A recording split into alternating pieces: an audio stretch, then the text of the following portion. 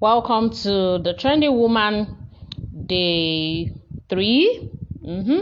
Yes, Day 3, and we are going to have Ajoke join us shortly. Okay. Live.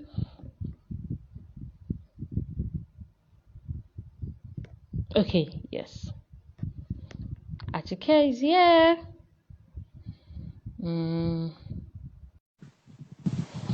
Yeah. Okay. Hello, the wise builder. Welcome. Okay, I've tried adding Ajoke actually.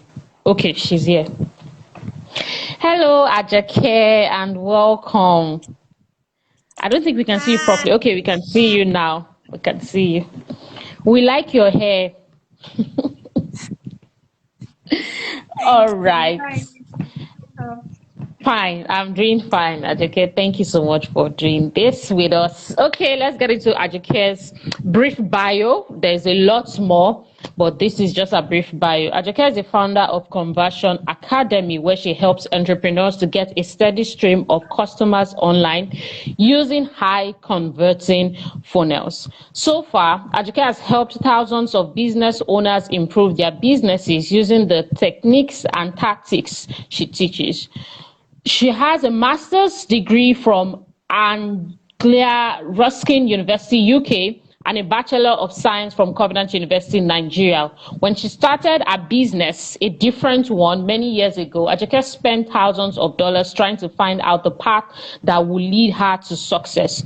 She tried coach after coach, tactic after tactic, all to no avail. However, through a lot of trial and error, and the right guidance, she finally found it, and this solution is what she shares with her clients through her courses, programs, and of course, academy.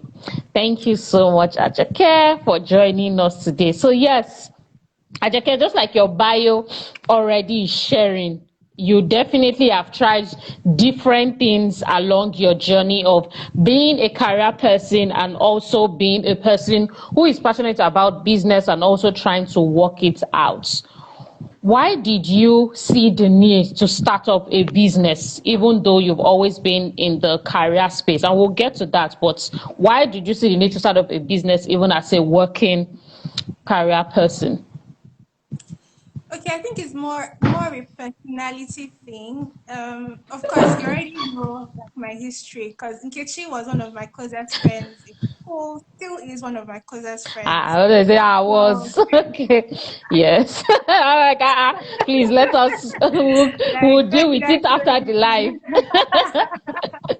Okay. but yeah, like Nkechi Yeah. and I go way back. Like we studied in the same schools, did same course, we were roommates at a point. So Nkechi knows that I've always been a business person. Like there is no time when I was in university, there was literally no semester that I didn't have a business running, right? So From setting notes to running a printing business to selling makeup, like just name it. to I did all, clothes. yeah, I did all Yes. kinds of things when I was in university. When I started working, for me, it's not, I started working, I decided to start a business, not necessarily because I needed the money, because somehow God had just been very gracious with my career. I've had quite a good career so far. I've never really worked somewhere where I felt, oh my God, I can't survive on my salary. But for me, there was always just that thing that I just needed something extra to be doing. I get bored like very quickly. So for me to stay at a job, I really had to have something on the side going on. So it was more out of curiosity and more out of my interest than anything else. That's why I started business. Business. Oh, okay. So, from your experience of business, of starting out different businesses now and different businesses, different industry, different things, what would you say is the maybe five most important lessons that you've learned along that journey?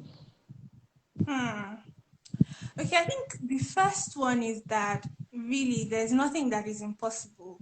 Like you said, Mm, I've started different kinds of businesses. In fact, when I tell people the yes. businesses that I've run.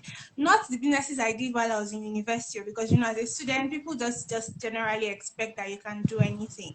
But Anything. as a career person, I started out my career in HR. And when I tell people that the business I run is in marketing, they usually like, really? But that's not even all. Like, even while I did my career in HR, one time I was doing a business where I was selling coconut oil because I was so Mm. interested in natural hair and in hair care. So coconut oil was one of the things that really caught my attention. So I began to sell coconut oil.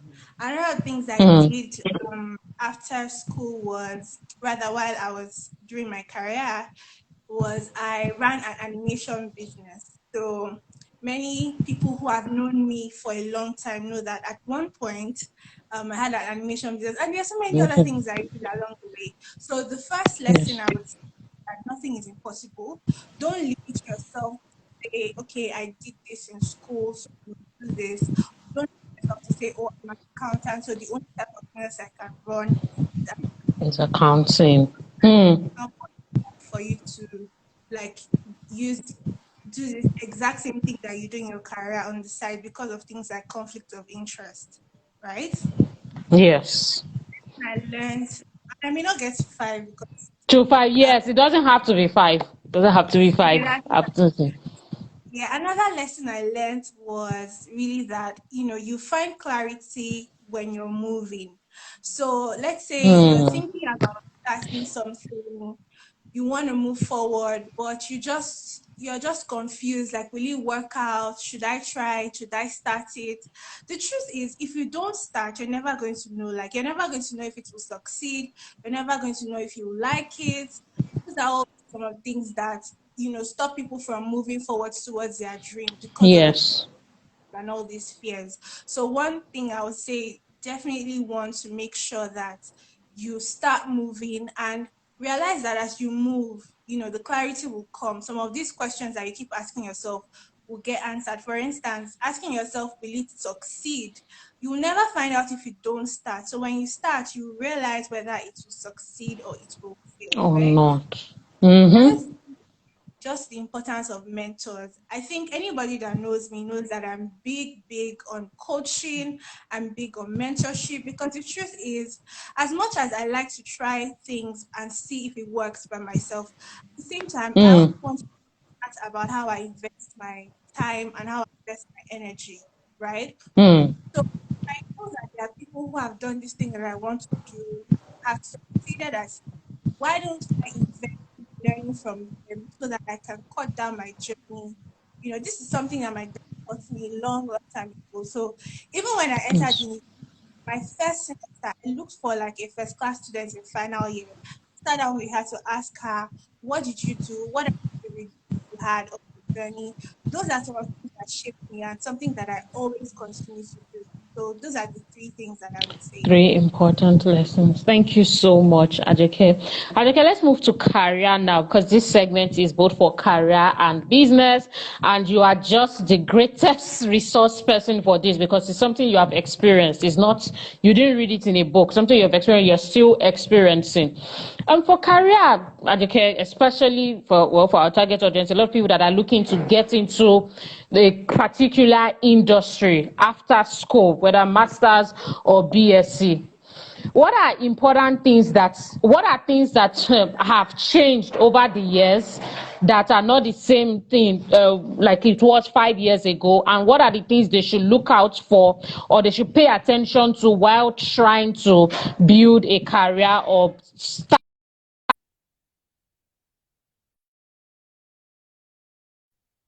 I heard you. I Can you heard hear me, your question. Ajoke? Okay, I heard yes. you. So basically, what do they need to know to start off? Everybody, most people, not everybody, that want to start off in a career feel like, oh, it's an oil company, is this, is that. Are those the things you should be thinking about? Or the pay? What's the pay? Is it going to get me a car? Are those the things to think about? Or what are important things to think about when starting out in a career?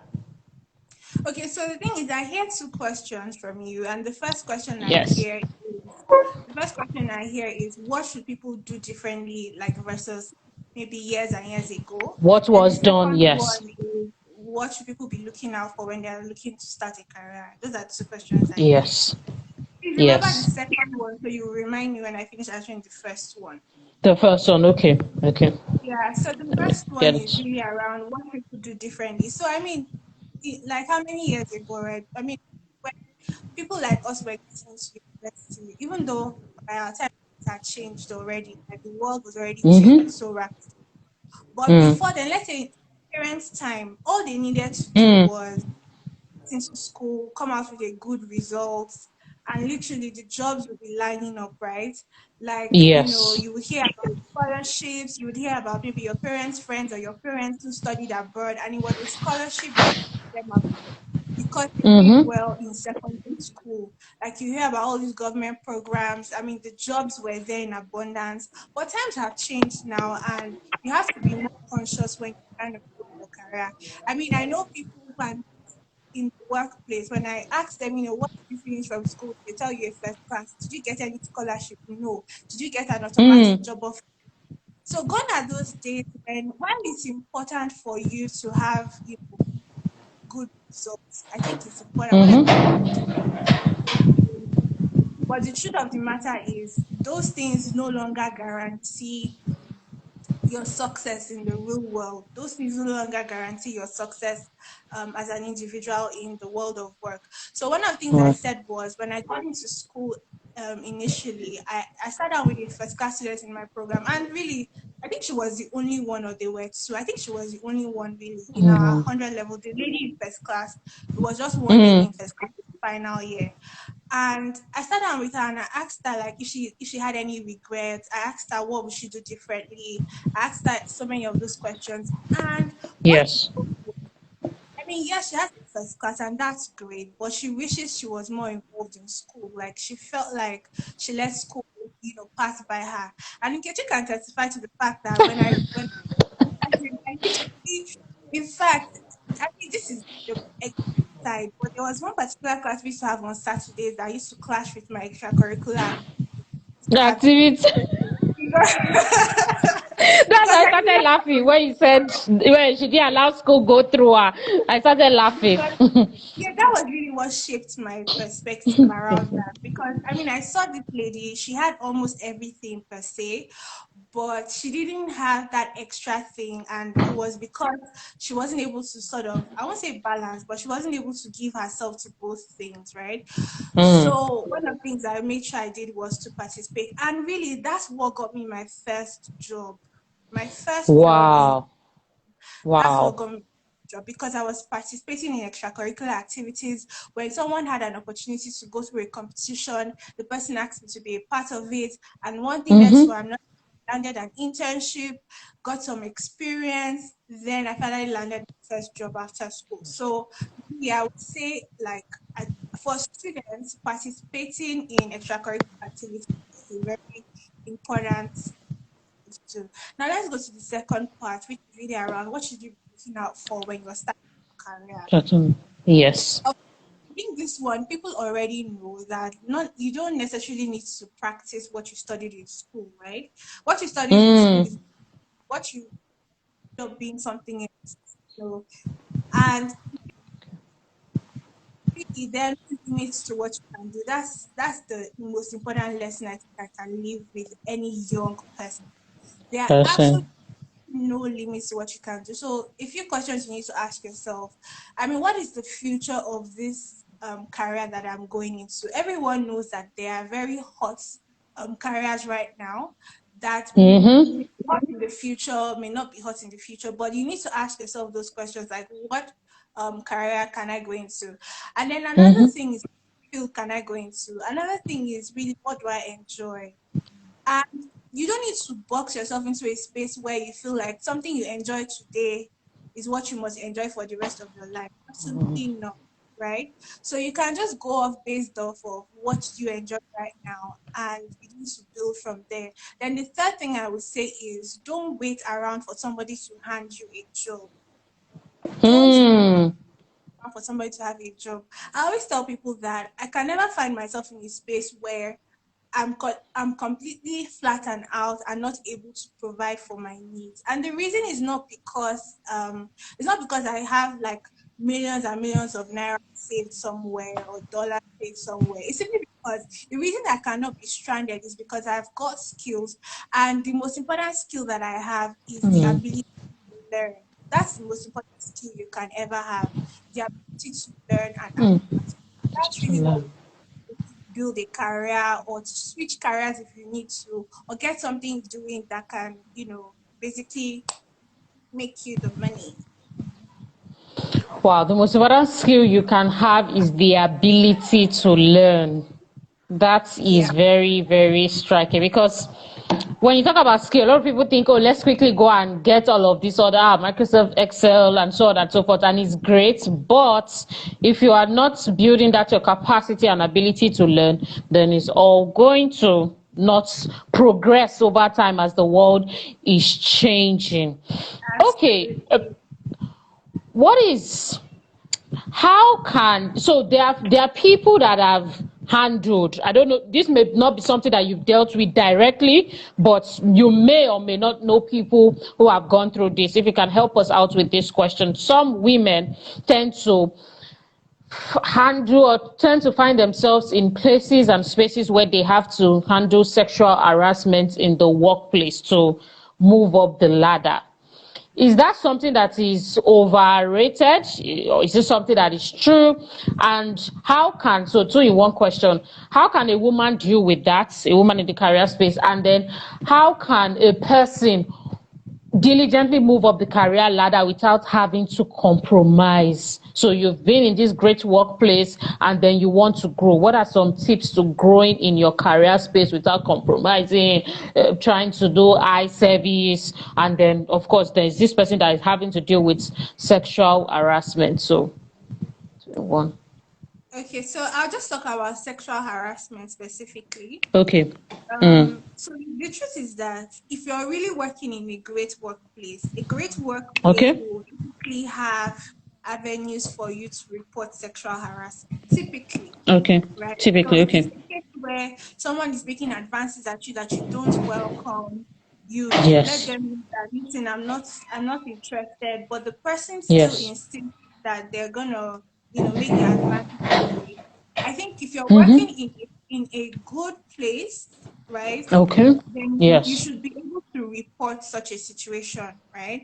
Now, if it's a Mm. case where you can't report such a situation and you have to leave, like the option is Mm. either you come or you leave. Well, I think it Leave. depends on your values, right?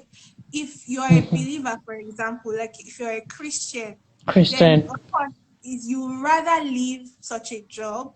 It doesn't matter how much you're getting paid. Yeah, pain. You rather leave such a job than succumb to sexual harassment.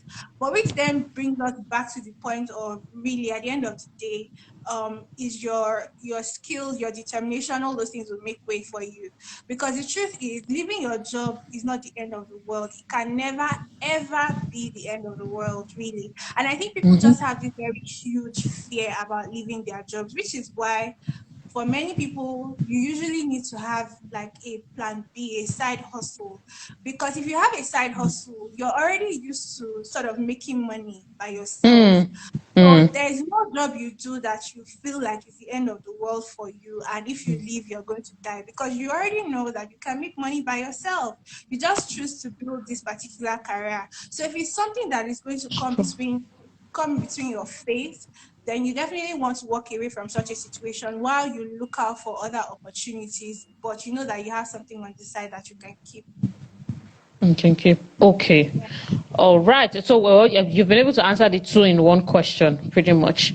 How is gender inequality in the workplace overrated, Ajoke? In this time and age, that is part one. In this time and age where there are a lot of initiatives for women. You Google now, there are a lot of initiatives for women. As a matter of fact, it now looks like the men are trying to catch up. So, number one, is it overrated? Is it something that is blown out of proportion? That is one. Number two, you've spoken a lot about skill. If a person finds themselves in that particular space, what can they do to make it equal, make the gender inequality, gender equality? What can they do? What can be done? Mm.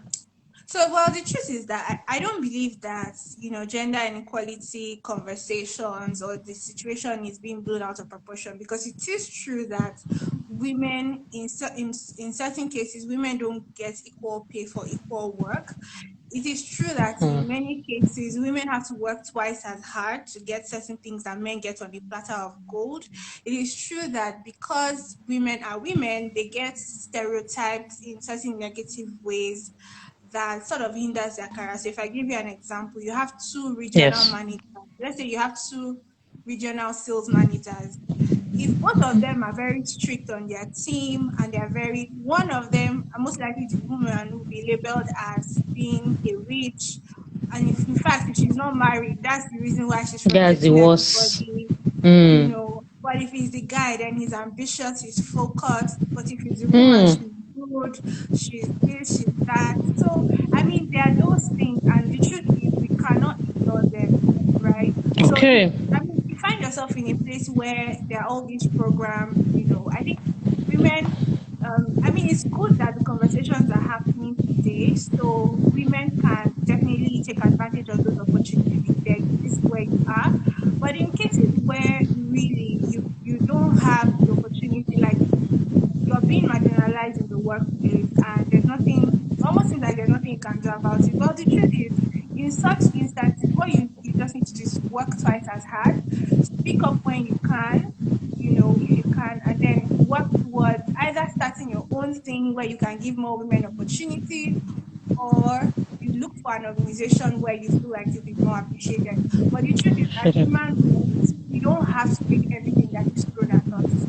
Like, you can move, Mm. right? You're not a tree, You you can can move. move. If you don't like it, you can move, or you can start your Mm-hmm. own. So you don't need Mm-hmm. to sit down under the table and feel like, oh my God, they're marginalizing me and all of that. Like, Mm-hmm. Okay. All right. Ajoke, regarding business now, I want to ask a question regarding, do you think it should passion, well, or for business, is passion the foundational thing that you need? I'm asking that question because some people know how to, should I say, invest in certain kind of business. They know how to set things up, they know how to coordinate, but they may not necessarily have a passion for that.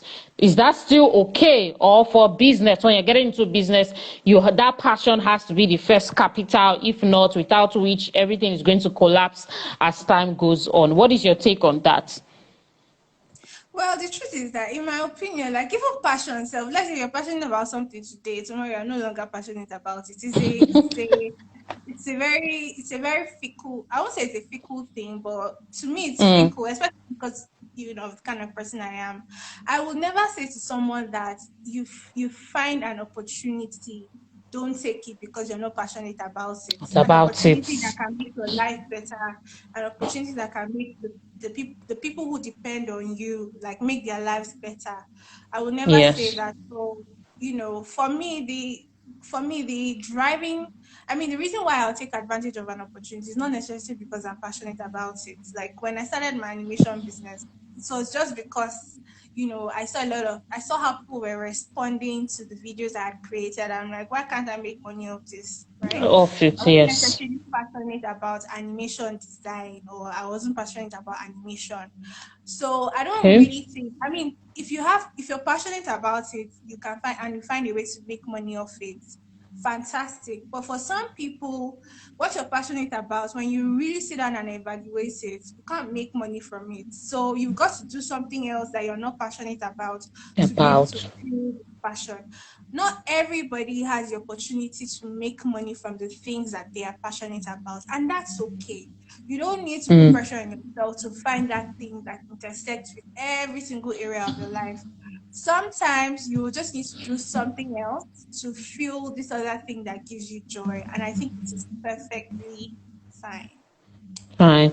Or like you share in your course, which by the way, you should definitely check out Ajoke's page to see a lot of the interesting things that she has to offer. Like Ajoke was sharing in her course about, you were basically sharing about, I'm trying to remember what I wanted to say now. Passion.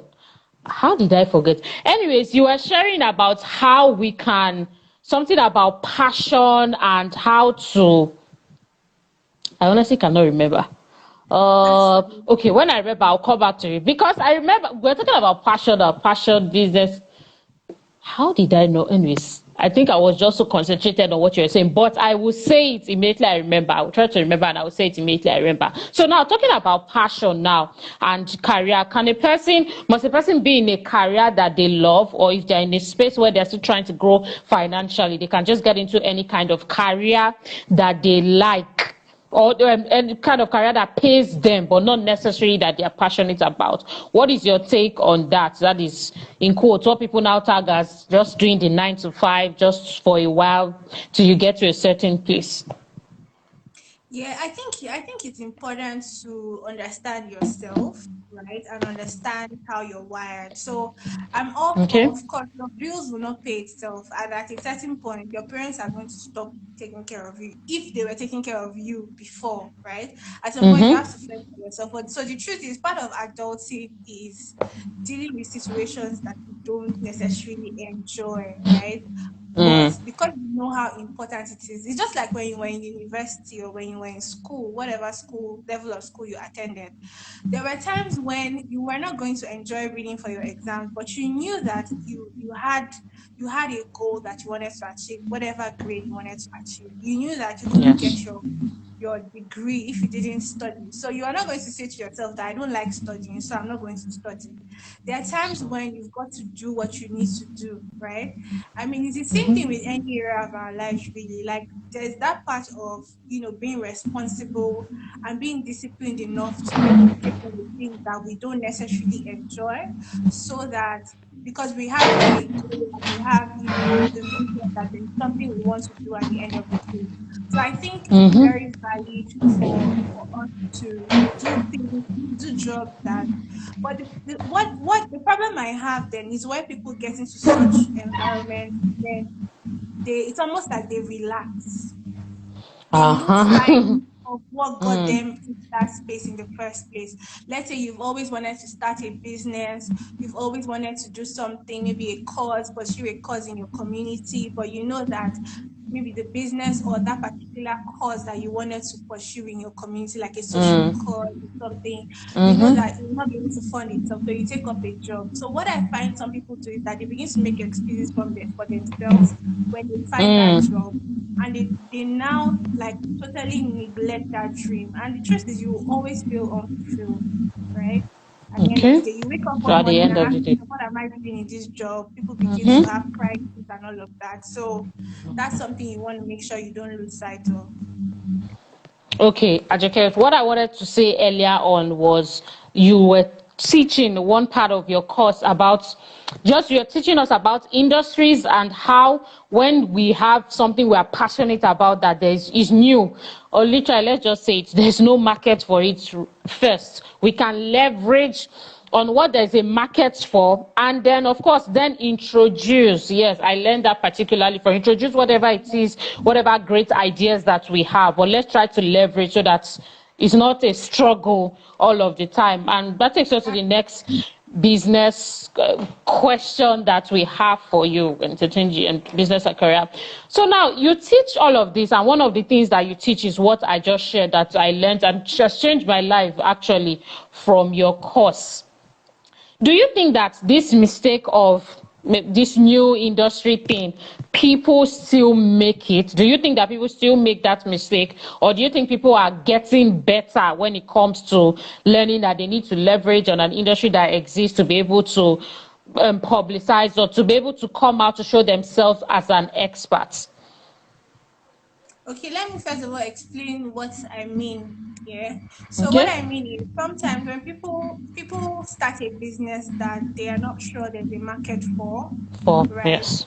And they go ahead and invest in building out the business before they even test the market to even see is there an audience that is willing to buy this thing I'm selling, whether it's a program, whether it's a product, whether it's a service. Product. So Mm. of course, I think people still make those mistakes. I just, of course, I won't have any figures per se because that's not That's, something I've invested into deeply. But I still get people who reach out to me to say, "Oh, Ajoke, I want to start this very unique business, and I know there's nobody doing it. So Do you think I should go ahead? And I'm always like, listen, if there's nobody doing it, the truth is something I've learned over the years is that many times pioneers get shot while settlers get rich. So what I mean Mm. by that is if you look around in different industries, the people who typically get in first are usually not the first people to make it big in that industry. If I just give Okay. you a very popular example, like Uber is not the first ride hailing company in the world, right? Mm. Same thing with Mm-hmm. Airbnb. Airbnb is not the first, hosting or will I say, accommodation sharing company in the world. There are others Oh before them. wow. Can Yes. you imagine? Facebook is not okay. Facebook is very common. Facebook is not the first social network. Everybody knows MySpace, right? High Everybody five remembers High Five. to High go. Five. It's Hmm. true. Actually, it's true. So I I mean, do the not truth of think the it will matter ever is end. exactly. So, and you see that even after Facebook, even though Facebook right now is like the biggest social network, and part of why they're Mm-hmm. still relevant and still big is that they don't rest on their laurels. They keep evolving, right? But the truth is, the reason why they can be threatened is because people see what they do right and what they do wrong, and then build Yes. on that knowledge and create something that is more Mm. interesting, right? Yeah, so it's the Yes. same thing with business. If you really don't see anybody when you look both like within your space and abroad, you don't see anybody who Mm. is doing exactly what you're doing or who is doing a form of what you're doing. I would typically advise you to start with something else that you can already see there's a traction in before you then go into that brand new thing. Introduce. Yeah. Okay. Okay. Ajoke, how can a person differentiate themselves in their chosen career industry? I know you personally, and I believe that through your career, you've been an exceptional person, and there've been proof to show that as well through your different career and different industries and companies that you have worked with. So, what can a person do, and what did you do to differentiate yourself? Did you take career courses? Were you always on one career course or the other? Were you always friends with the boss, or were you always working overtime? What did you do to differentiate yourself, and what can a person do to differentiate themselves in a career space that they're looking to stay in for quite a while? Okay. So I would definitely say definitely not being friends with boss. Like being liked by your boss is great. So not to It's say it's great. not great. Okay. It's fantastic. In fact, it helps you amplify whatever great work you do, right? But the truth is, I'm not a very extroverted person. So when I get into a new workspace, it can be a bit difficult for me to sort of make friends.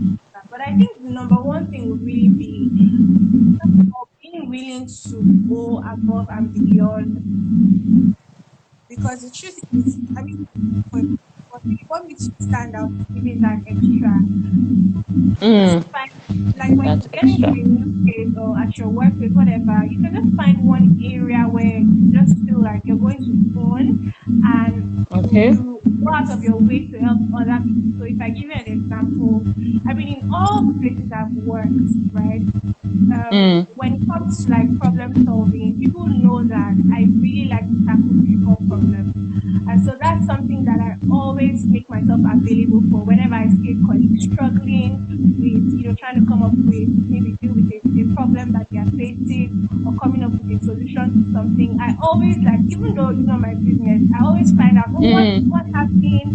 Oh, and then I help them brainstorm and come up with ideas. I mean, till now, I still get my previous bosses send me problems that they need to solve, and I still So, help them solve wow. it at no cost. So those are things that I think can make people stand out. Just finding one area, I mean, and it doesn't have to be what I've just said. It can be something else that you like doing, right?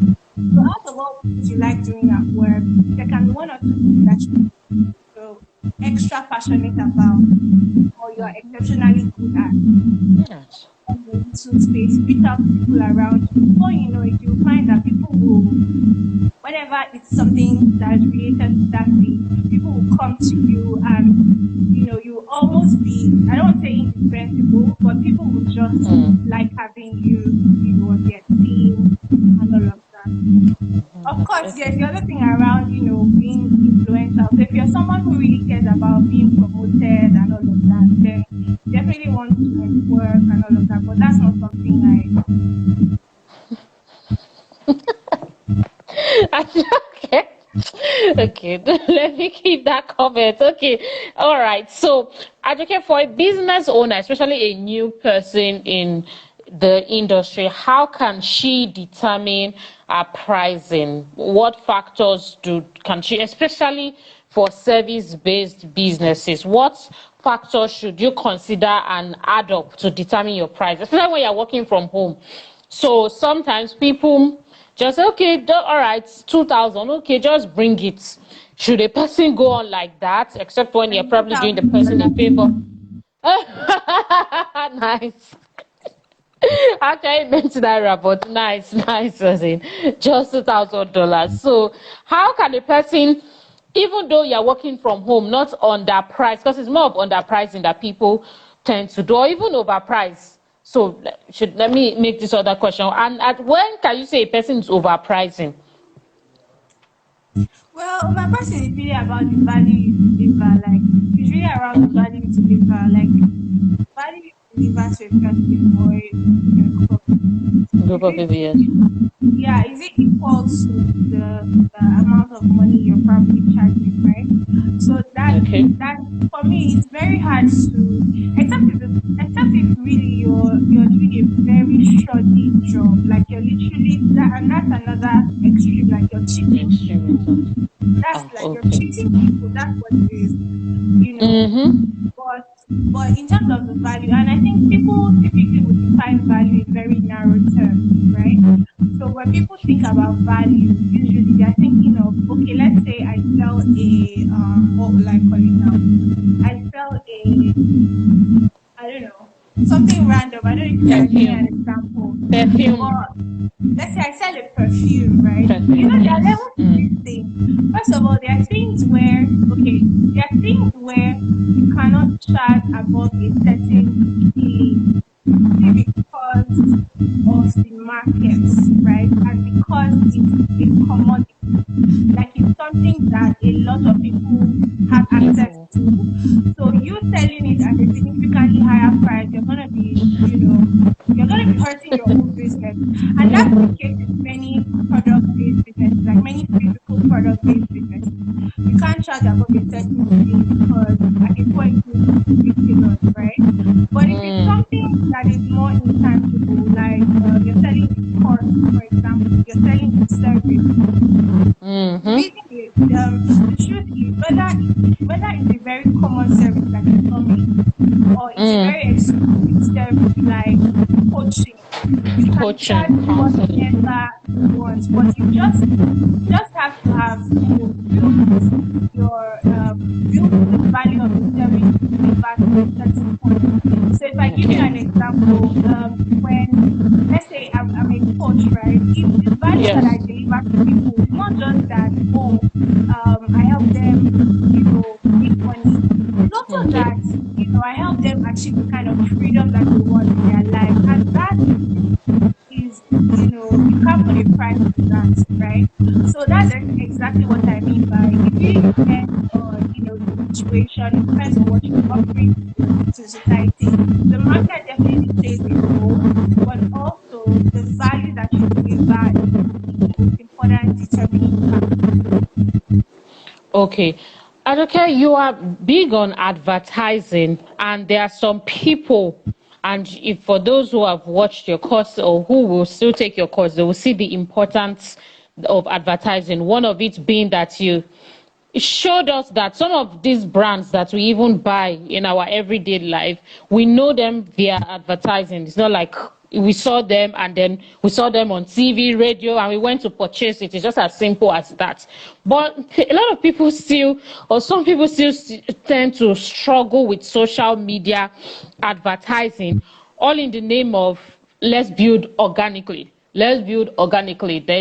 So there's this, how do I, there's this prize, there's this golden crown on organically, which can mean different things. Maybe you go on a live with someone and someone followers see you, like your page, follow you, what again, different things, commenting on people's, there are a lot of these things that people say organic, or just you just do one very great thing and people share about you that day and you gain 10K followers.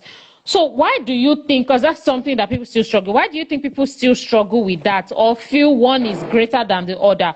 A lot of times from people that I've heard from, it seems as though they feel organically is the cleanest way to get new people, and advertising is just like, oh well, you're just trying to buy people into what you do. Please help us shed more light on this, because yeah, I'm sure business owners, we all need to be healed and we need to know the truth and how to navigate this organically versus advertising thing. Mm. Well, I think the first thing is just it just depends on what you value, right? It depends on Okay. what you value. It depends on the resources you have available. So, first of all, that thing about even if you advertise, people still need to like what you're advertising for them to It's true. buy, or for them to make that Yeah. action, whatever action you want them to take. They still need to like it. So if you like, go and advertise rubbish, you're still not going to get the kind of results you want, right?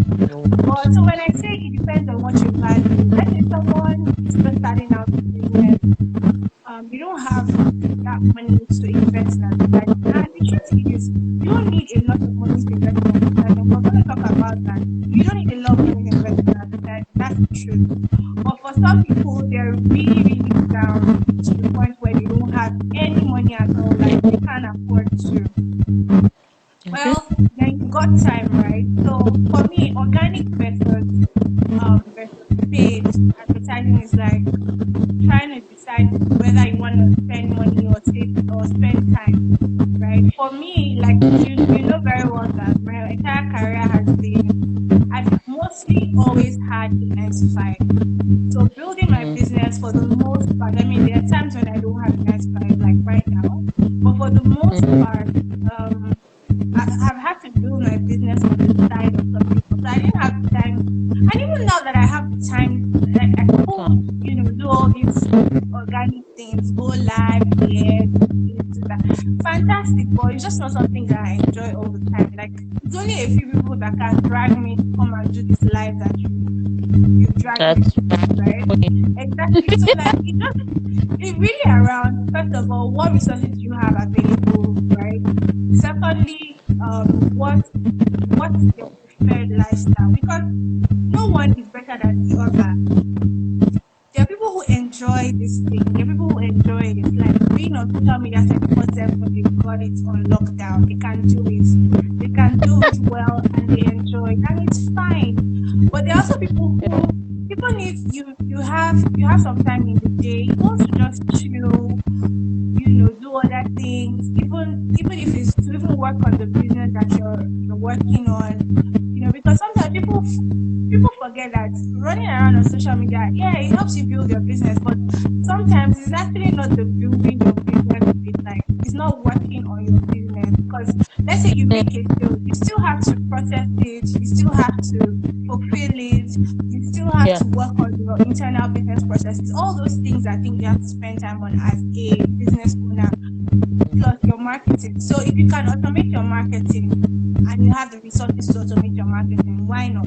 Right? And that's not to say that you completely throw organic away. Like you still have to keep your presence online active, not like you disappear for months and months. But the truth is I'm a very big advocate for designing your business activities around the kind of lifestyle that you want to live. Because at the end of the day, the business is supposed to serve you and not you serving the business. So if you find yourself in a space where you can't even live the life you want to live because of the way you designed your business to run, then what's the point at the end of the day? We'll all die and leave this world. You're not going to take that business with you. So why don't you just, allow it to be shaped, around the kind of lifestyle you want for yourself? Wow, thank you so much, Ajoke. And the next question is on career. A person wants to know how she can know that she's in the right career path. Is there a thing, anything like knowing that you're in the right career path, or as you go on, you just know you leave a company and you go to another company? How can she know that she's in the right career path? Well, I mean, there's no one way to know it. I mean, there's no one way to know if you're in the right career path, really. And just things I said at the beginning, just realizing that nothing is impossible for you. You can try out different things. You can try out new things, right? Sometimes that knowing doesn't fall on you if you never try something. So, if you're already in a particular career path, if you don't enjoy it, I don't think you need to force yourself to stay there if you're not doing something particular, but maybe paying your bills or whatever. Like you can pivot, and sometimes what can happen is you pivot gradually. Let's say you're in a particular career, you're not really sure you're enjoying it, or maybe you started out enjoying it, but you got to a point where you don't enjoy it anymore. You don't have to stay there. You can start something on the side, while you still run that particular career. Start something on the side, keep going, and before you know it, you can make that thing on the side your main, right? You can Yeah. reinvent yourself as many times as possible, really, because truth is, we're human beings, we're flexible, we can do many things, and so Okay. All right. Okay, this is a problem-solving question, which you like. This person wants to know how to retain her customer. She wants to know how to retain her customer. So, definitely in this person's case, she has customers one time and they go. And a lot of people find it in the kind of, sometimes in their business, even though their business is a kind of business that you can come back again. So, we want to know, Ajoke, how can you retain your customer or customers, at least a great percentage, to be returning customers rather than just one time, oh, I enjoyed your service and I move on without coming back to you or to do whatever follow-up or upgraded version of service that you have to offer them? well, I think that one is very simple. So listen to whatever your customers are saying. So if you find that a large percentage of your customers, let's say you're selling or you're providing a service that is supposed to be like a repeatable, one where people will always come back to you. Let's say you run a fashion business where people will always need clothes, need new Yeah. clothes. If you find out that people are coming back, I mean, you just need to ask people who came before, like, why are you not coming back? And many times people are actually kind enough, especially if you approach them with the right attitude. Not like, hey, Okay. not come to us again, no. More like, hey, I want to find out, what was your experience like with us? Please be honest. I really want to understand. People are usually nice enough to give you feedback that you can use. So that's what you really want to do to make things better. Really, any Okay. so Okay. Ajoke, your adverts on Facebook reached 1 million views and even counting. What 2 million. were important? 2 million. Thank you for the correction. 2 million views. That is huge. So far, I've not heard anybody that, oh, the advert got to that number. I'm sure they are, but I've not just heard apart from you. What are important lessons? What did that teach you? First of all, was that what you were working towards? Was that what you were planning towards? That, okay, I have this target when I advertise. I want to reach 2 million people because I'm looking to get this certain amount of percentage to be converted to my customers. Did you have that kind of goal? And secondly, what were important lessons that experience and that particular there's a word I want to use for it. Anyway, that particular marketing you were doing that phase, what did it teach you? Some things that are unforgettable that we should learn and Mm. implement. The first, I think the first thing is I didn't start out saying, oh my god, I want this video to get to 2 million views, and of course by now it's way more than 2 million, right? Um yes. I didn't start out saying I wanted to get 2 million views. It was just random. Like, let's say the night before I went somewhere, I thought about it and like, oh, I want to shoot this video. That same night, let's say it was a Saturday night, the person who does my video for me, many people who reach out to me is actually a very talented person that I always want to do for my video. actually called him for 6 months. What of the point I am today? But very much. Okay, Ajoke, yeah. If you can make some adjustments, so it's like as you speak, it will keep cutting to keep cutting. It wasn't like that before, just now, just for I this really don't question. know what to do. I don't know what to do. Maybe we should just go on. Just for this question, we've been hearing you very well before now. And maybe Okay. this question does not Ah, okay. Well, if you be can like, leave and come back, that's what will happen if it continues. okay. Can you hear me? Is it better? Yes, it's better now. You were Hello. saying So yes. yeah, so I'm saying that like we were both very involved in church. So it was something that you know, calling him before telling us, and then he had to run around. So basically, like it was very last minute, and it was just something that I thought I wanted to do. I didn't have any foresight that it was going to blow up like that. I didn't know it was going to. Everything happened within a space of 24 hours. Wow. When I launched it, it was such a success that I had to keep it running for that long, right? So Yes. I didn't start out saying to myself, so in terms of what this has taught me, this has taught me that if I have an idea, can you hear me now? Is it better? Very well. Very well. Yes. Okay. If I have an idea, I don't sit around waiting for everything to be perfect. That's not me. Like you won't find me doing that. In fact, I like literally my husband can go out and come back and tell him, "Oh, I started a new business." He's like, okay, what did you start? I'm telling you, this year, alone, how many businesses have I started? Like literally, I don't need any fanfare. I don't need like I have the tools I need. I'm not gonna wait around, waiting for all the lines to fall in perfect places. Whatever tools I have, whatever resources I have, I put them together, launch what I need to launch, make the mistakes I need to make, learn the lessons I need to learn, keep it moving. That's really what I've learned. Okay, from this particular advert. Okay. Well, so how long did you run it? Was it like 6 months, 1 year before it got to? It's counting as over 2 million views. But how long did you need to run your own ad? So I don't remember the mark that I got to. As in, I don't remember the points that it got to 2 million or the point that I got to 1 million. I don't remember. But I ran it for almost 2 years actually. Wow. And I still run it like I started running it in 2019. I still run it like now I can just go and put it on. Right now I turned it off though. But I can put it Okay. on at any time and yeah. Okay. So we're starting to wrap up right now.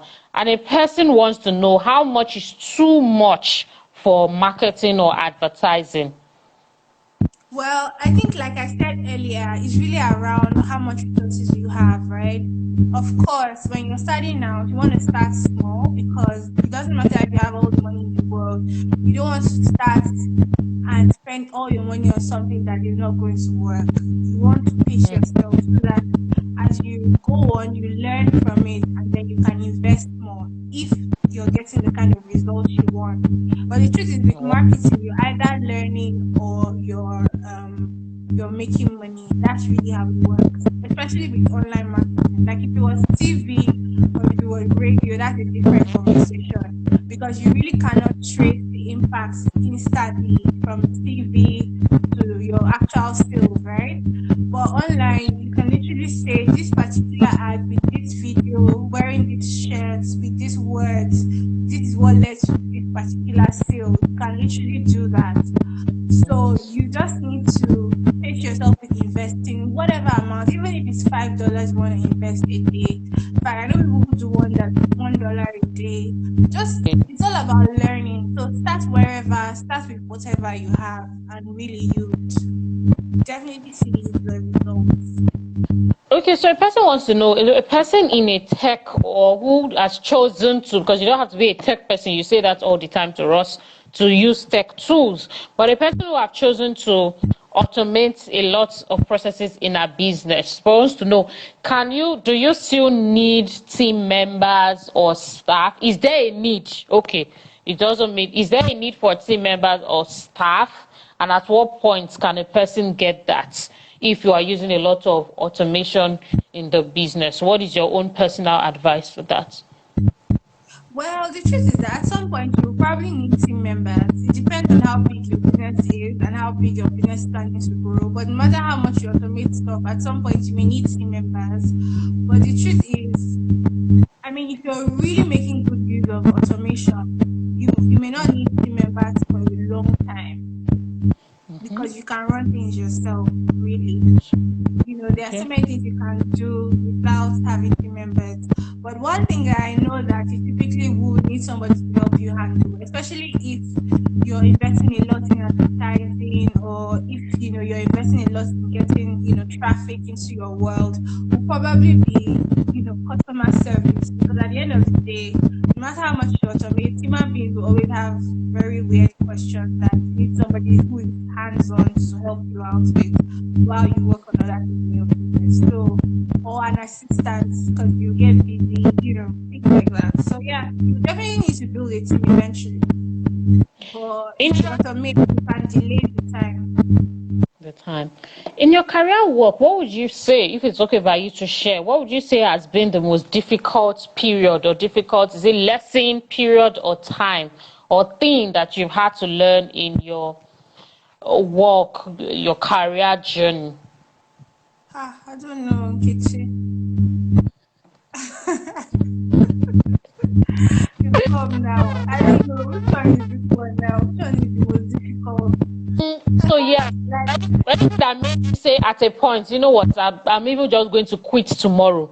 Of course, you did not quit tomorrow, but made you feel like tomorrow, I beg, I'm not even doing this thing again. Let me yeah, just face, or let me yeah. face my. Mhm. I think the first time I quit my job, the first time I quit my job was pretty tough for me.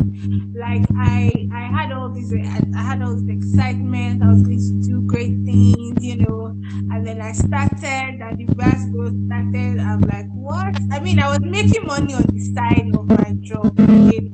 So I felt fine. I felt like, okay, when I start my business full time, it's going to be a walk in the park. But I think many people know my story already. Like I did the first coach, spent like at the time £1,000. My second coach spent $1,000. My third coach spent another £1,000. Did another Wow. coach. Like this, by the time I was done spending money, I spent a lot of my money. At a point, I had to liquidate some of the investments I had made while I was working. Like I literally ran myself, literally. I don't want to say I ran myself into the ground because I can never be into the ground. But I'm saying like it was, yeah. But the thing is, I think one thing that really helped me through that period was just the mindset that I had, cultivated from being around my dad. My dad's mindset game. I don't know, everybody that knows me knows that I always talk about the fact that my dad's mindset game is on another level. And even when my dad goes through very, very tough times, he will just say it's still okay. Or he will just say, you know what, dust yourself up, keep it moving. But you never see a point where my dad is so down that, the world has stopped moving or the world has stopped rotating. No. So I think that's really what kept me going. Finally finding the right coach who helped me see the steps I needed to take to turn my business around. I think that's what happened. Okay, in an interview session, when a person is going to look for a new job, what is that an important? What, I'm sure a lot of things are important, but what would you say is the most important thing that a person can or should prepare for when the person is going to face their potential employer? You can't overemphasize the need to prepare. I've been in, okay, because you know that my career, I started out in HR, so I've attended enough interviews to last a lifetime. Like I've attended a lot of interviews, both as a hiring manager and as a recruiter, right? So one of the things that you always be able to tell if when a candidate is not prepared for the interview, and that's really worst thing you can do for yourself. Sometimes you meet people who are so experienced, and yes, their experience, they can do the work, and it's based on the CV that they submitted. But Okay. they get into the room, you're asking them questions and they're fumbling, they don't have the right answers. Of course, you're not going to get the job, because how is the person going to justify hiring you if you can't prove in an interview that you can do the work? And the reason that people fall into that space is just not preparing well enough for that interview. So you can't underestimate the importance of, preparing your answers ahead of time. So that means, first of all, reading the job description thoroughly. Then, second of all, researching what kinds of questions are they going to ask me. It doesn't matter your level of expertise, whether you're a director or you're going to be an entry level person, or you're a unique career person. You want to find out what are the possible questions. Another thing you can do to prepare is to look out for people who are working in that organization, so they can give you an idea of what to expect during the interview. Another thing you can do, which many people actually don't do, because I don't know if they are scared, but you can reach out to the recruiter to ask them, please, what kind of interview is this going to be? What kind of questions what's going to be the format of the question? You can ask the recruiter. And the truth Okay. is, it is in the recruiter's best interest to prep you, because they also don't want to look bad by shortlisting someone that doesn't have any clue what is happening, right? So that's something the recruiter may not give you the exact question, but the recruiter may give you an idea. Okay, this is our style of questioning, so you can at least prepare your answers ahead of time. Ahead of time. Okay, what are for pricing? What can a person, because usually in most interviews, not all, but What most of what? interviews, pricing, the salary. When the Okay. person is asked, entering into organization, asked, oh, what do you want to earn? That's for organizations that have not stated their price from this to this, and they just ask that open-ended question, what do you want to earn? What should whether entry level or manager, just like you said, what can a person use to determine pricing without looking like a thief? Is it research? What if you research and people in that organization are just trying to be closed up, or they're not telling the truth? What can a person use to determine the salary that they want to receive from an organization that is going to ask them an open-ended question? Mm. Okay, well, I always tell people that negotiation is really about power, right? In a negotiation, um, there's like a tussle for power. So they want to know what you expect, but you want to know what their budget is, so that you sort of. So one of the things that can give you power is, how desperately do you want the job? If you want the job desperately, you already put yourself almost, at a disadvantage, which is why I always tell people, look for a job when you already have a job. When you have a job, don't quit before you look for your next job. Look for a job while you're there, so that you don't put yourself in a place where you're so desperate that you want to take, just about anything that they offer, right? So that's one thing. Another thing is, just like you said, research, like finding out from other people in the organization what their pay bands are.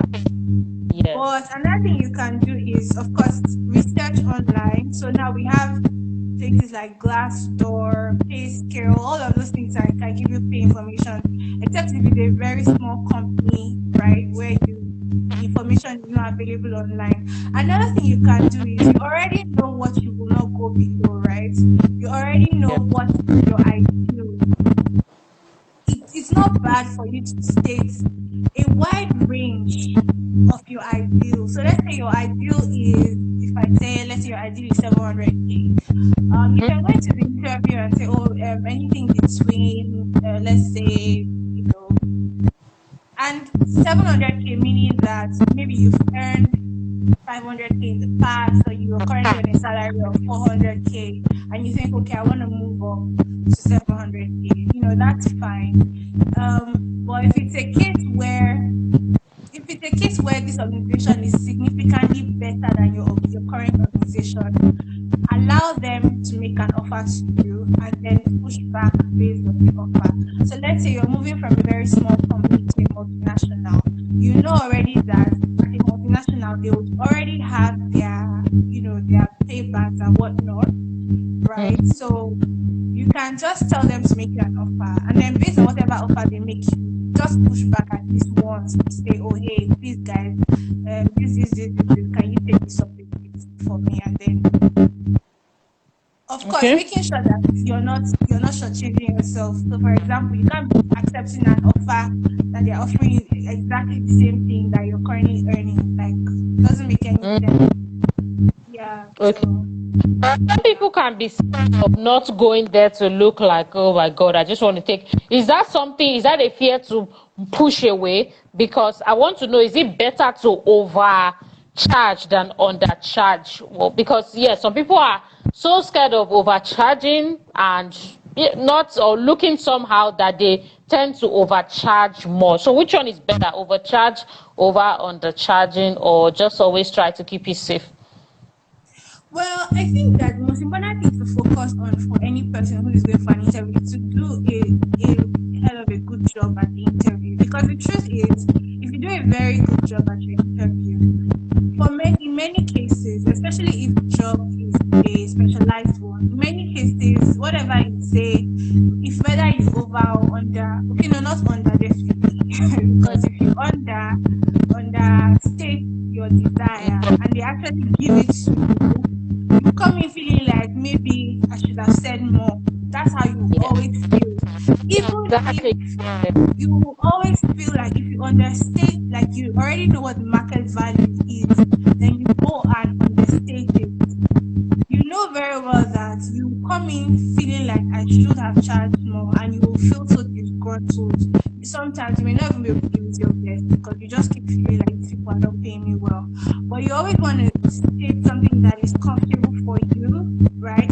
Always have your minimum at the back of your mind, and then give them a wide range so they don't feel like, oh, okay. So let's say in that case of 700K, now let's say you wanted to ask for 700K, definitely don't want to just say 700K to them. You probably want to say, oh, maybe I can go between 699 and 899. You Or didn't say 1 million. 700K, but yeah, you can say 699 to 1 million. They can offer you 1 million if they want, right? Mm. Okay, but knowing that that is your minimum. Okay, Ajike, I think this will be the last question. And it says, what advice do you have to give to the next generation of female leaders coming in or growing, starting up in the career and business space? What advice do you have to give to? So you're I starting a think I've business. already given it, right? I've already given it, right? And it's just really Mm, around nothing is impossible. You're not gonna get clarity without moving. So clarity comes with movement. Those are like two of the biggest things I can say to anybody. And the third one is probably for you to get a coach, a mentor, someone that can help you through your journey and really give you advice that will help you move forward. okay. Any last words, Ajike, before we close off this session? Thank you for having me, Nkechi and Wondiva. Thank you so much. Thank you so much. And thank you so much, everybody that joined us. Thank you to you two that would also be watching the replay. Thank you so much, Ajake, for your time and attention. We'll see you soon. Bye. Bye.